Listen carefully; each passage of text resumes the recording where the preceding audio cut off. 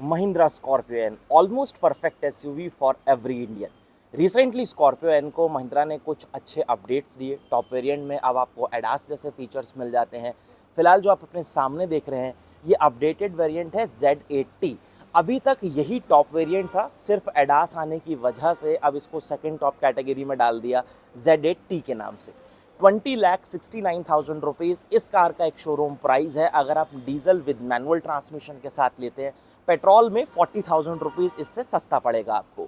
Detail से बात करेंगे कि Z8T वेरिएंट क्यों वैल्यू फॉर मनी है और क्या कुछ फीचर्स आपको ऑफर करता है। अगर आप टेक्निकली देखें तो टॉप वेरिएंट Z8L से सिर्फ एक फीचर है जो यहाँ पर आपको नहीं मिलता, वो एडास ऑटोनोमस लेवल 2। बाकी सब कुछ आपको दिया गया है। सोनी का premium music system, electronic parking brake यहाँ पर ऐड हो गया है, तो काफ़ी अच्छा वेरिएंट हो जाता है अगर आप इस वेरिएंट को भी चूज़ करते हैं। और आपको अगर एडास नहीं चाहिए तो परफेक्ट है फिर आपके लिए। चलिए अब डिटेल से बात करते हैं। सबसे पहली चीज़, स्कॉर्पियो अपनी वो दमदार रोड प्रेजेंस रखती है, वो माहौल सेट करती है रोड के ऊपर जो एसयूवी से लोगों को उम्मीद होती है। सामने देखेंगे तो सिक्वेंशियल में टर्न सिग्नल आपको मिल जाते हैं, डीआरएल्स नीचे आएंगे, एलईडी में फॉग लैंप्स आते हैं, फ्रंट पार्किंग सेंसर आते हैं और एलईडी में ही आपको हेडलैम्प्स का सेटअप मिलेगा। क्रोम की हाईलाइट जिस तरीके से रेडिएटर ग्रिल के ऊपर है वो अच्छी लगती हैं। बीच का पोर्शन आपको मैट ब्लैक फिनिश के साथ मिलता है। सेम लोअर ग्रिल भी आपको जो है वो मैट फिनिश के साथ दी गई है और नीचे स्किड प्लेट जो है वो डेफिनेटली मिल जाती है। स्कॉर्पियो का हुड काफ़ी बड़ा है, लेंथ में लंबा है, तो जिस वजह से शार्प क्रीजेस वगैरह क्लियरली विजिबल होती है और गाड़ी को वो एक बल्कीनेस मिलता है जो एक स्कॉर्पियो एन को वो स्कॉर्पियो वाली पूरी प्रोफाइल डिलीवर कर देता है। साइड में अगर आप आएंगे तो आपको यहाँ पर मिलते हैं 18 इंचेस के अलॉय व्हील, 6 एयरबैग, चारों व्हील में disc brake, ABS, EBD, hill descent control, ऐसे सारे सेफ्टी फीचर्स आपको स्कॉर्पियो एन में मिल जाते हैं। उसके बाद फ्रेमलेस वाइपर आते हैं। अब इसका एडवांटेज ये है, थोड़े से कॉस्टली ज़रूर होते हैं ये, लेकिन ये आपके स्क्रीन को काफ़ी अच्छे से साफ़ करते हैं और दूसरी चीज़ इसकी लाइफ भी थोड़ी सी बेटर होती है।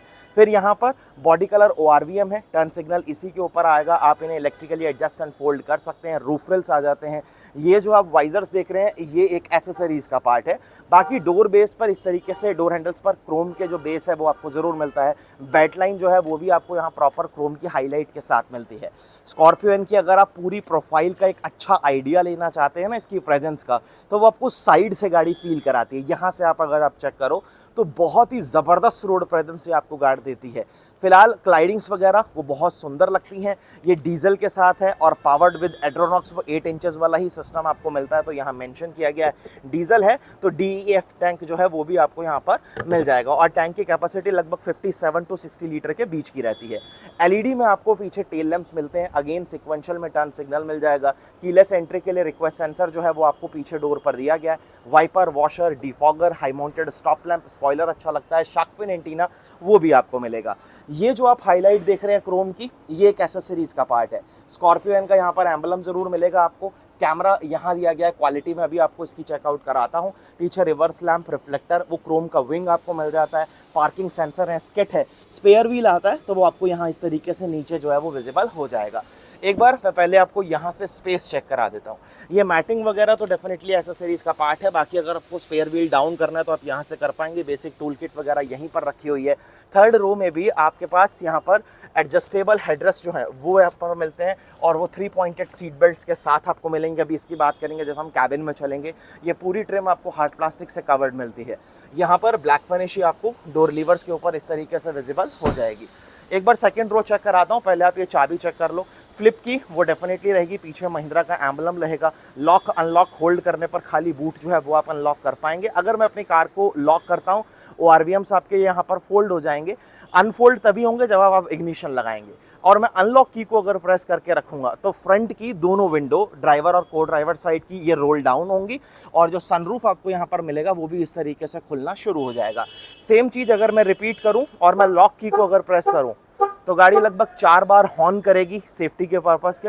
और यहाँ पर ये जो विंडो ग्लास एरिया है आपका, ये रोल अप होगा और सनरूफ जो है वो भी आपका यहाँ पर क्लोज होना शुरू हो जाता है, जो कि अपने आप में एक सही चीज़ है। एक चीज़ और, यहाँ पर अगर आप देखोगे तो ये बी पिलर पूरा मैट फिनिश के साथ आपको मिलता है, जो कि देखने में थोड़ा सा और एग्रेसिव लुक देता है कार को। सेकेंड रो वो मैं आपको पहले चेक कराता हूँ। लेदरेटेड सीट्स तो आपको मिलती ही हैं रिच ब्राउन और ब्लैक के कॉम्बिनेशन के साथ, और इस तरीके से ये 60-40 का स्प्लिट आता है। एक सिंगल क्लिक में आप इसे इजीली टम्बल डाउन कर सकते हैं। थर्ड रो में आपको अच्छा एंट्रेंस मिल जाता है, बच्चों के लिए काफ़ी कंफर्टेबल है, कोई दिक्कत नहीं होगी। इधर चेक करोगे तो इस तरीके से आर्मरेस्ट वगैरह दिया गया है। 12V का सॉकेट जो है वो आपको यहाँ पर जरूर मिलेगा। ऊपर स्पीकर, फिक्स ग्रैब हैंडल्स और एलईडी में रीडिंग लैंप्स का सेटअप जो है वो आपको मिल जाता है। चलिए इसे एक बार जरा हम नॉर्मल सेट कर देते हैं जैसे ये थी। यहाँ चेक करोगे तो आर्मरेस्ट आपको मिलेगा। 2 हेडरेस्ट आपके पास यहाँ पर जो है वो एडजस्टेबल है। मिडल वाले के लिए फिक्स 3 पॉइंटेड सीट बेल्ट जरूर मिल जाती है तीनों के लिए। आइसोफिक्स सीट्स के माउंट अवेलेबल है। स्पेस गाड़ी में ठीक है, कोई दिक्कत नहीं होगा। 65 वॉट का आपके पास C type fast charging port है। यहाँ एसी वेंट्स आपको मिल जाएंगे। यहाँ डार्क क्रोम का हाईलाइट के तौर पर इस्तेमाल किया गया और ब्लोअर की स्पीड आप कंट्रोल यहीं से कर पाएंगे।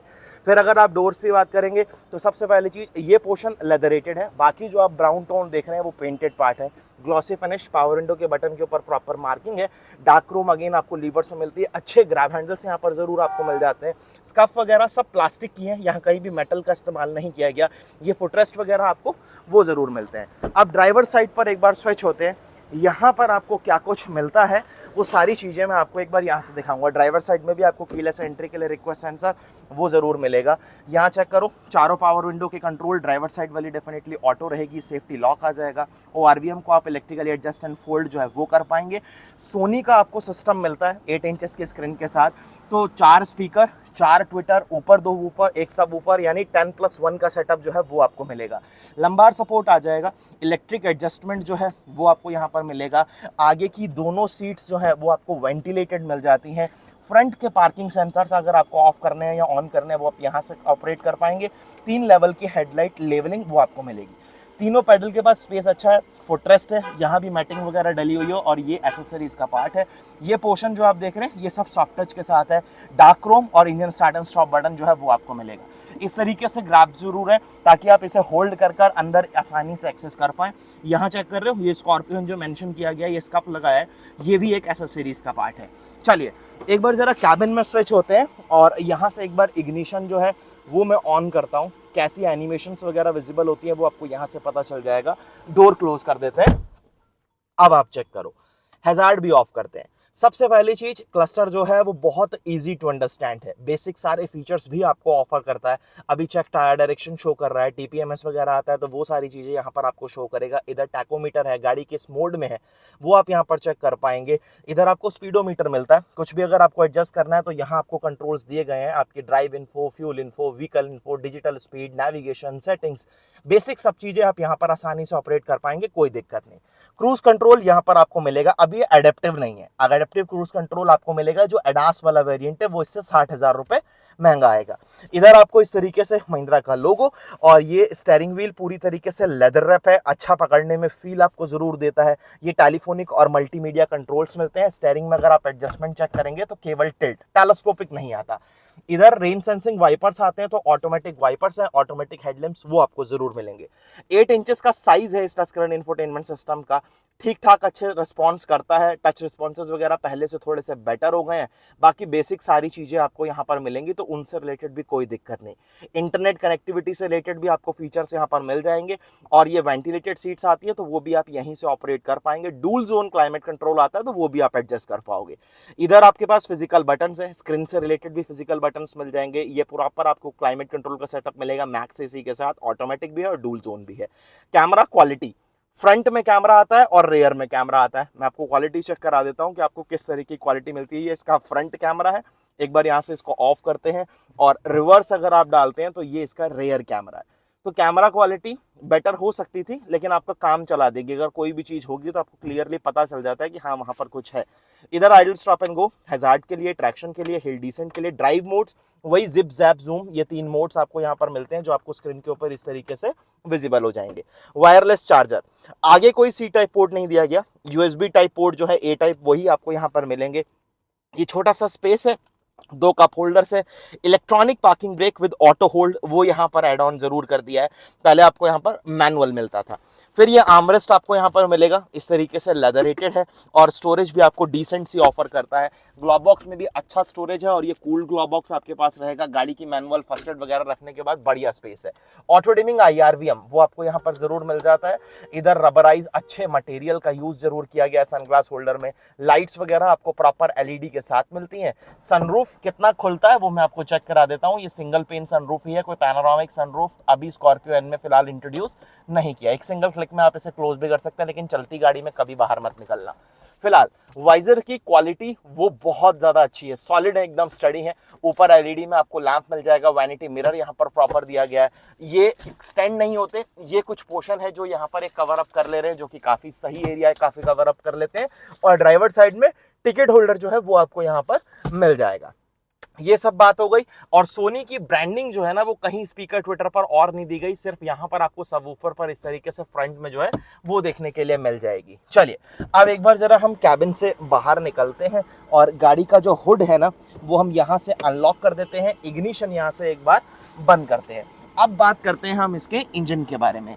अब ये है डीजल, तो आपको 2.2 एमहॉक CRDI डीजल जो है वो यहाँ पर मिलता है। 4 सिलेंडर इंजन दमदार है, काफ़ी अच्छे पावर फिगर्स जो है वो भी आपके लिए बनाता है। हुड बहुत ज़्यादा वेट है इसमें, और इसमें हाइड्रोलिक स्टड्स मेरे हिसाब से अब दे देने चाहिए थे, कम से कम आप टॉप 2 वेरिएंट्स में ही देते।